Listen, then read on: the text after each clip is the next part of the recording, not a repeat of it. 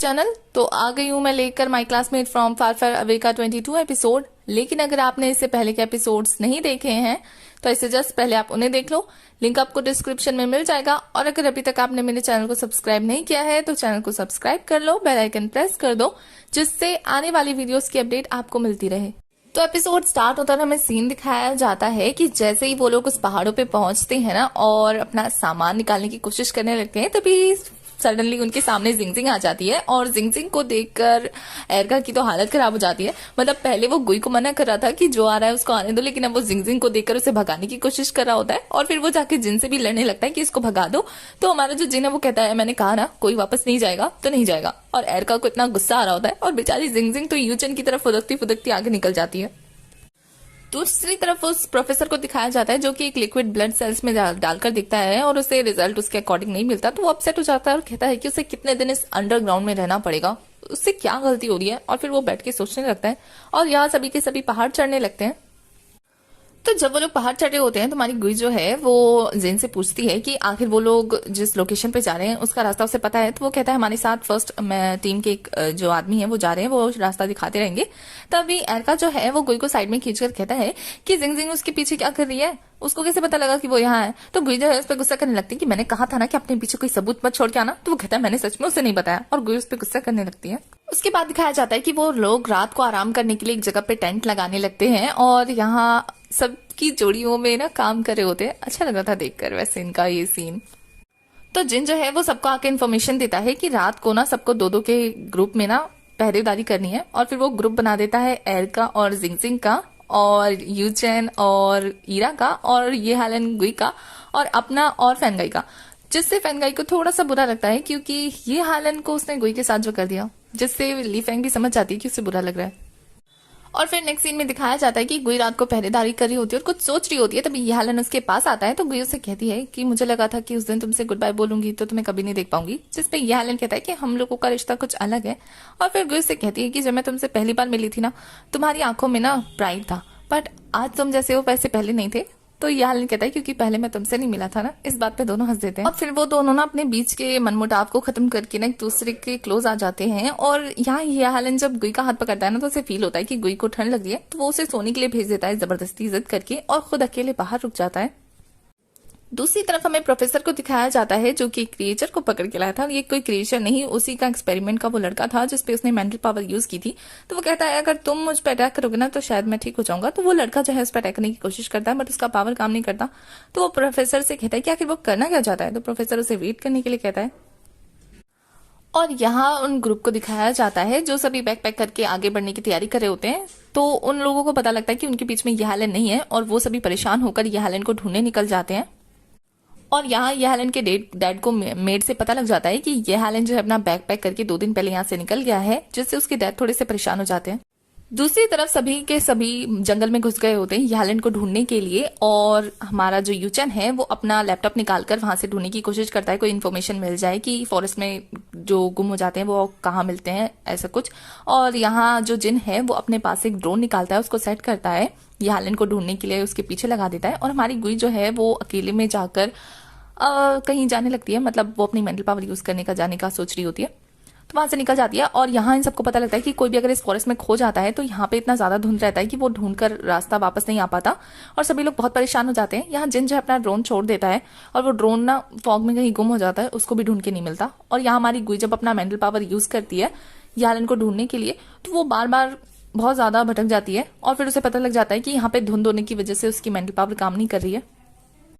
और दूसरी तरफ ये हालन के डैड जो है ये हालन का फोन ट्रैक कर रहे होते हैं बट नेटवर्क नहीं लग रहा होता है, उनका फोन कनेक्ट ही नहीं हो पा रहा होता है, जिससे वो बहुत ज्यादा परेशान हो जाते हैं। और फिर वो अपने डिवाइस के थ्रू जिनको मैसेज सेंड करते हैं उससे पूछते हैं कि क्या ये हालन उनके साथ गया है। तो वो उन्हें बता देता है।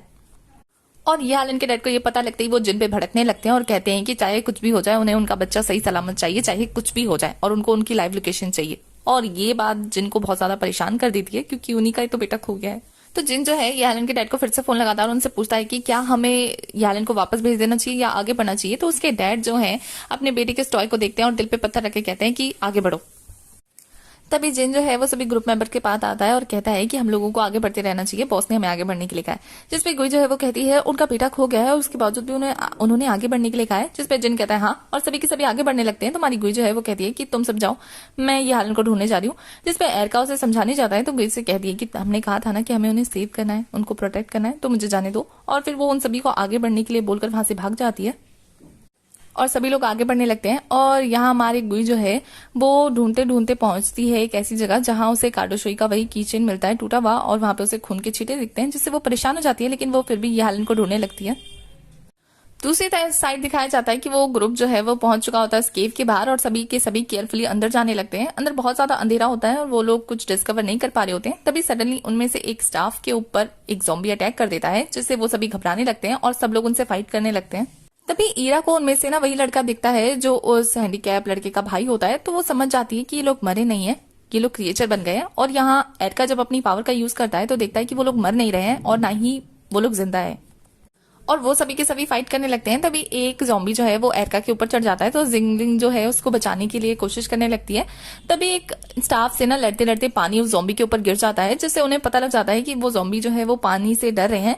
तो वो सभी के सभी ना खुद को बचाने के लिए उन ज़ॉम्बीज पर पानी फेंकने लगते हैं और वहां से बच के बाहर आ जाते हैं। बट वो ज़ॉम्बीज जो है वो केव से बाहर नहीं आते, वहीं रहते हैं। और यहाँ प्रोफेसर को दिखाया जाता है कि जिन्होंने उस लड़के को पकड़ा होता है, तो ये लड़का भी एक एलियन होता है जो कि प्रोफेसर से डील कर रहा होता है कि वो उसको स्टार गेट के बारे में इन्फॉर्मेशन देगा और बदले में डॉक्टर जो है उसे यहाँ सरवाइव करने के लिए मेंटल पावर देगा, क्योंकि डॉक्टर ने जो बाकी एलियन से चुराया था वो उसके पास है अभी भी।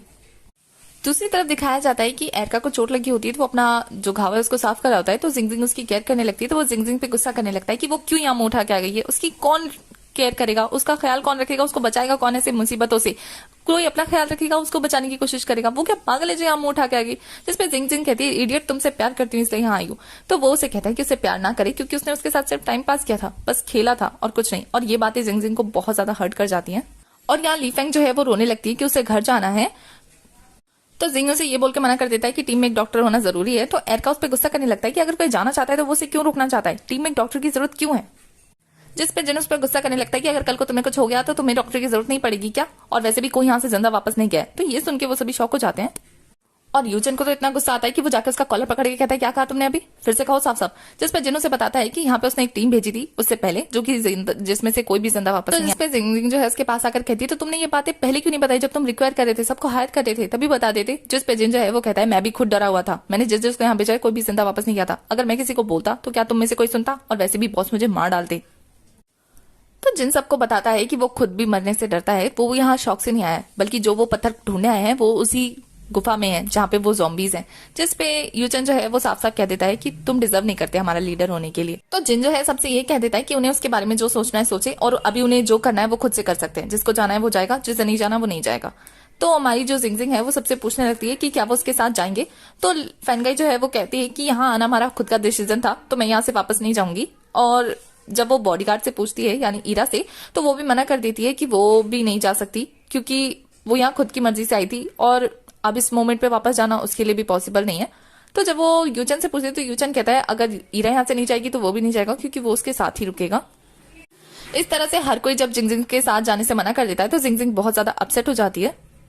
तो जब फैनगाई डिसाइड करती है कि वो लोग आगे बढ़ेंगे तो जिंगजिंग को इतना गुस्सा आता है कि वो लीफेंग को कहती है कि अब हम लोग चलते हैं, तो मेरे साथ चलो। और फिर वो उसको लेके जाने लगती है, जिसपे एरका उसे रोकने की कोशिश करता है तो वो उसे मना कर देती है अपने पीछे आने से, और वहां से चली जाती है, जिससे एरका को बहुत गुस्सा आता है। दूसरी साइड हमें डॉक्टर को दिखाया जाता है, उस प्रोफेसर को, जिसपे वो एलियन जो है अपनी मेंटल पावर का यूज करता है, उससे वो ठीक हो जाता है, क्योंकि उनके बीच में जो डील हुई थी।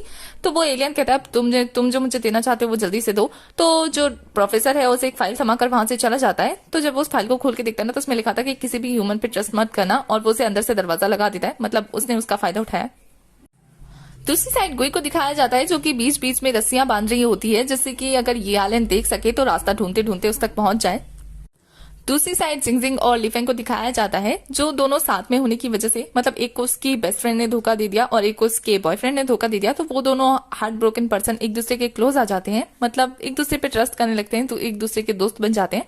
तभी उनके सामने एक स्नेक आ जाता है, जिससे देखकर वो दोनों के दोनों घबराने लगते हैं। और यहाँ जिंगजिंग एक फैसला लेती है कि लीफेंग के पैर में चोट लगी है, तो वो उसको वहां से भागने के लिए कहती है। बट लीफेंग नहीं जाना चाहती थी, पर जिंगजिंग उसे जबरदस्ती वहां से भेज देती है और खुद बाद में आने का बोलती है।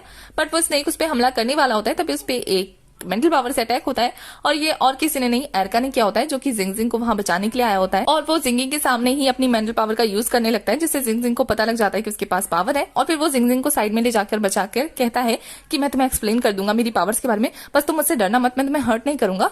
तो जिंगजिंग जो है वो खुश होकर नाचने लगती है और कहती है कि मैं तुमसे डरूंगी क्यों, मैं तो खुश हूं कि तुम सुपरमैन हो। तो वो कहता है कि मैं सुपरमैन नहीं, मैं एक एलियन हूं। तो ये सुन के तो वो और ज्यादा एक्साइटेड हो जाती है और कहती है कि तुम एलियन हो, मतलब मेरी जो दादी नानी मुझे कहानियां सुनाती थी वो सच था। और फिर जिंगजिंग सीरियस होकर कहती है तो फिर तुमने मुझसे इसीलिए ब्रेकअप किया था क्योंकि तुम एक एलियन हो?